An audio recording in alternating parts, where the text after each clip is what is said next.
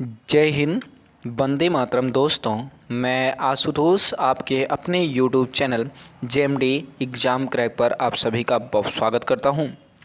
आज हम विज्ञान के जीव विज्ञान के एक महत्वपूर्ण टॉपिक आनुवंशिकी पर क्वेश्चन लेकर हाजिर हुए हैं, जो आपके पेपर में बहुत महत्वपूर्ण है बीपीएससी में। आइए देर ना करते हुए इन प्रश्नों की श्रृंखला को देखते हैं। और प्रश्नों की श्रृंखला में प्रश्न पूछेंगे और डायरेक्ट आंसर बताएंगे, एक्सप्लेनेशन नहीं है। सिर्फ आप अपने आप को आंकिए किस चीज़ की ज़रूरत है। पहला प्रश्न है, आनुवंशिकता के जनक कहे जाते हैं। आनुवंशिकता के जनक कहे जाते हैं तो आप सभी लोग जानते हो मेंडल को आनुवंशिकता का जनक कहा जाता है। अगला प्रश्न क्वेश्चन नंबर 2 के बारे में बात करते हैं। कह रहा है आनुवंशिकी इकाई है। आनुवंशिकी इकाई है तो किसकी आनुवंशिकी की इकाई कौन सी है? तो ये जीन की है, जीन की है। अगला प्रश्न है, क्या कह रहा है? आनुवंशिक यूनिट अर्थात जीन होते हैं। आनुवंशिक यूनिट अर्थात जीन होते हैं तो ये क्या होते हैं? गुणसूत्रों में होते हैं। कहाँ पर होते हैं? गुणसूत्रों में। अगला प्रश्न है, जीन है। जीन है क्या है? तो डीएनए का एक भाग है। क्या है? डीएनए का एक भाग है। अगला प्रश्न है, सर्वप्रथम प्रयोगशाला में जीन का संश्लेषण करने वाला वैज्ञानिक कौन था? सर्वप्रथम प्रयोगशाला में जीन का संश्लेषण करने वाला वैज्ञानिक कौन था? तो आप सभी लोग जानते हो, खुराना। कौन था? खुराना था। आइए क्वेश्चन नंबर 6 के बारे में बात करते हैं और जानने का प्रयास करते हैं।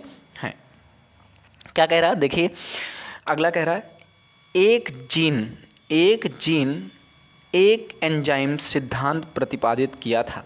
एक जीन एक एंजाइम सिद्धांत किसने प्रतिपादित किया था? तो इसका सटीक आंसर आप दीजिए। तो आप सभी लोग जानते हो, बिड एंड टैटम ने। किसने? बिडल एंड टैटम ने। किसने? बिडल एंड टैटम ने। अगला है, जीन को व्यक्त किया जा सकता है। जीन को व्यक्त किया जा सकता है किसके द्वारा? तो आनुवंशिक इकाई के द्वारा, डीएनए का एक भाग, उत्परिवर्तन की इकाई, यानी उपरोक्त सभी के द्वारा ये क्या किया जा सकता है? व्यक्त किया जा सकता है। आइए क्वेश्चन नंबर 8 के बारे में बात करते हैं।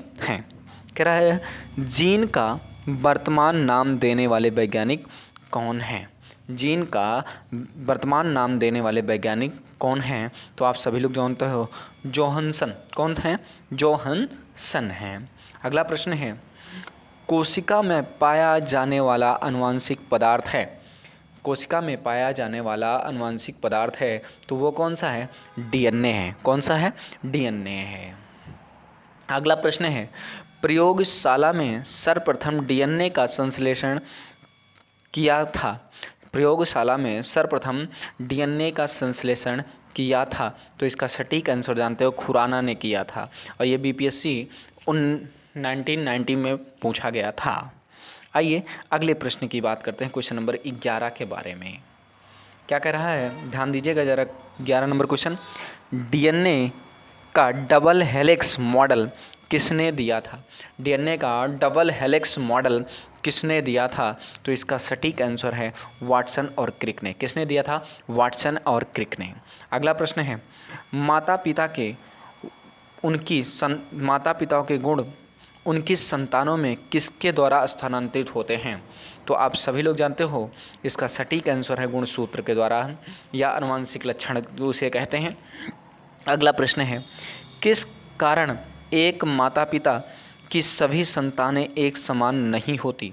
किसके अनुसार एक माता पिता की एक से अधिक संतानें एक समान नहीं होती? तो इसका सटीक आंसर कौन सा है? उपरोक्त दोनों, यानी आनुवंशिक भिन्नता और वातावरणीय भिन्नता दोनों का दोनों है। अगला प्रश्न है, मनुष्यों में दुगुनी क्रोमोसोम की संख्या होती है। मनुष्यों में दुगुनी क्रोमोसोम की संख्या होती है तो आप जानते हो कितनी होती है? 23 जोड़े होते हैं। 23 जोड़े होते हैं। अगला प्रश्न है, पुरुषों में पुरुषत्व के लिए कौन सा गुणसूत्र संयोजन उत्तरदायी है?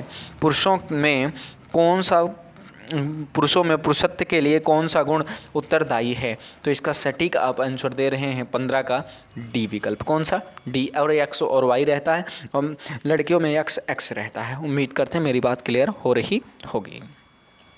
अगला क्वेश्चन 15 नंबर क्वेश्चन हो गया। अब बात करते हैं 16 नंबर प्रश्न की। आपको प्रश्नों की सीरीज कैसी लग रही? अगर प्रश्नों की सीरीज आपको अच्छी लग रही हो तो चैनल को लाइक, सब्सक्राइब और शेयर करना मत भूलिएगा और अपने मित्रों तक अवश्य शेयर कीजिए वीडियो, ताकि उनका भी भला हो सके और वह भी अच्छे से अच्छे कंटेंट पा सकें। अगला प्रश्न है, एक सामान्य मनुष्य मानव शरीर कोशिका में गुणसूत्रों की संख्या कितनी है?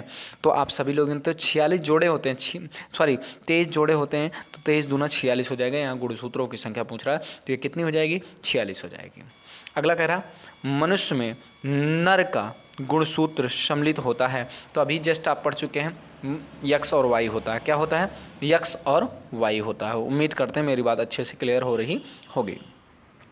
अगला कह रहा है, नवजात शिशु के लिंग का निर्धारण किससे वंशागति हुआ गुणसूत्र द्वारा किए जा सकते हैं? देखिए, लिंग का निर्धारण पिता के होता है, आप जानते हैं, क्योंकि देखिए पिता में वो एक्स और वाई पाया जाता है, माता में जो पाया जाता है वो कोई पाया जाता है? अब इसका सटीक आंसर जानते हैं, माता में एक्स पाया जाता है। तो माता का गुणसूत्र जो होता है पिता के एक्स वाई से मिलता है, बनाता है। तो पिता के अगर मिलेगा तभी बना पाएगा। ठीक है, पिता की लिंग का निर्धारण करते हैं। ठीक है, अगला प्रश्न है, कह रहा है, एक सामान्य मानव शुक्राणुओं में ऑटोसोमों की संख्या कितनी होती है? एक सामान्य सुक्रोज में ऑटोसोम की संख्या कितनी होती है? तो इसका सटीक आंसर जानते हो, ऑटोसोमों की संख्या कितनी होती है? 21 जोड़े होते हैं। कैसे होते हैं? 21 जोड़े होते हैं। आपको ये प्रश्नों की सीरीज कैसी लगी?